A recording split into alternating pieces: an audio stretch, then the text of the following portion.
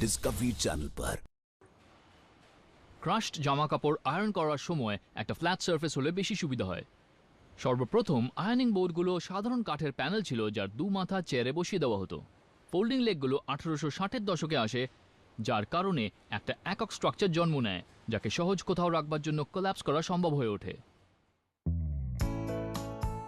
এই প্রফেশনাল আয়রনিংয়ে ইস্ত্রির জন্য সমস্ত প্রয়োজন মেটানো হয়েছে। এর গরম সারফেস নিশ্চিত করে যেন প্রত্যেকটা জামাকাপড় এক্সপার্টভাবে স্টিমড ও আয়রন করা হয়। প্রতিটা বোর্ডের কাজ আরম্ভ হয় একটা হাতে তৈরি করা ডিজাইন দিয়ে, যেটাতে রয়েছে ডিটেইলড মেজারমেন্ট। এরা তথ্যগুলোকে একটা কম্পিউটারে আপলোড করে দেয়। কম্পিউটার গাইডেড যন্ত্রপাতি স্টিল থেকে আয়রনিং বোর্ডের সারফেসটাকে কেটে নেয়। এরপর তারা 300টা ভেন্ট হোল ড্রিল করে।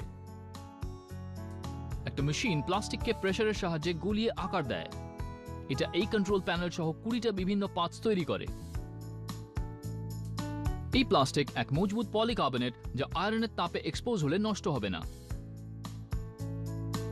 আকার পাওয়া কম্পোনেন্টগুলোতে রয়েছে বোর্ডের বেস স্ট্রাকচার এবং বহু বডি পার্টস ও অ্যাটাচমেন্ট। একজন ওয়ার্কার ফ্যানের মোটরটা অ্যাসেম্বল করে। ফ্যান কাপড়ে হাওয়া দেবে যাতে সহজে স্টিমিং হয়, আবার কাপড়কে টেনে বোর্ডের ওপর আটকে ধরবে।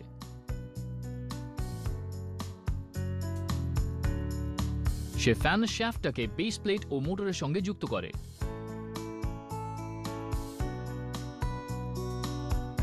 সে সম্পূর্ণ স্ট্রাকচারটাকে উল্টে মোটরকে ঠান্ডা করার জন্য একটা ছোট্ট ফ্যান ইনস্টল করে।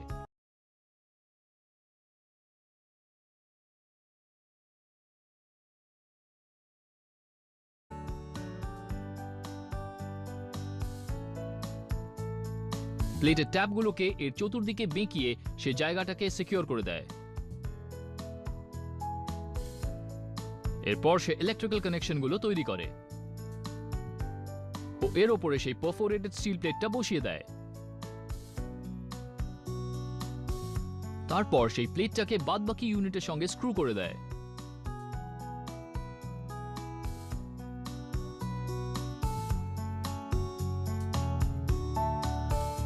আয়রনিং বোর্ডটাকে উল্টে সে পিছন দিকের একটা মোল্ডেড প্লাস্টিক স্লটে ফ্যানটা বসিয়ে দেয়। সে ফ্যানটাকে প্লাস্টিক কম্পার্টমেন্টের রিমের সঙ্গে স্ক্রু করে দেয়।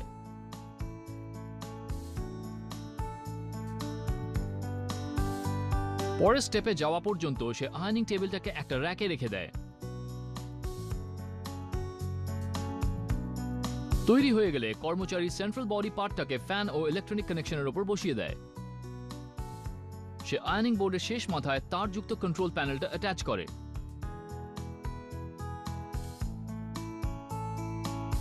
সে ওটাতে একটা বড় পিন ঢুকিয়ে দেয়, সেটাকে মোল্ডিং কেসের সঙ্গে যুক্ত করার জন্য। সে কন্ট্রোল প্যানেলকে ফ্যান, হিটিং এলিমেন্ট, থার্মোস্ট্যাট এবং টেম্পারেচার সেন্সরের সঙ্গে কানেক্ট করে দেয়। সে তারগুলোকে সেন্ট্রাল বডি পার্টের মধ্যে গুটিয়ে দেয়। আয়রনিং বোর্ডের মেকানিক্সগুলো অ্যাক্সেস করার জন্য সে একটা ল্যাচ যুক্ত করে দেয়। তারপর সে সেন্ট্রাল বডি পার্টের সঙ্গে মোল্ডেড প্লাস্টিক সাইড প্লেটটাকে স্ক্রু করে দেয়। কন্ট্রোল প্যানেলটাকে সে বন্ধ করে আয়রনিং বোর্ডের মেকানিক্সগুলোকে বাক্সে রেখে দেয়। সে পায়াগুলোকে সেন্ট্রাল বডি পার্টের সঙ্গে লাগায় একটা পিভট মেকানিজমের সাহায্যে। এই প্রফেশনাল আয়রনিং বোর্ডে ওয়ার্ক সারফেসটা খুলে আবার ফোল্ড করে রাখা যায়।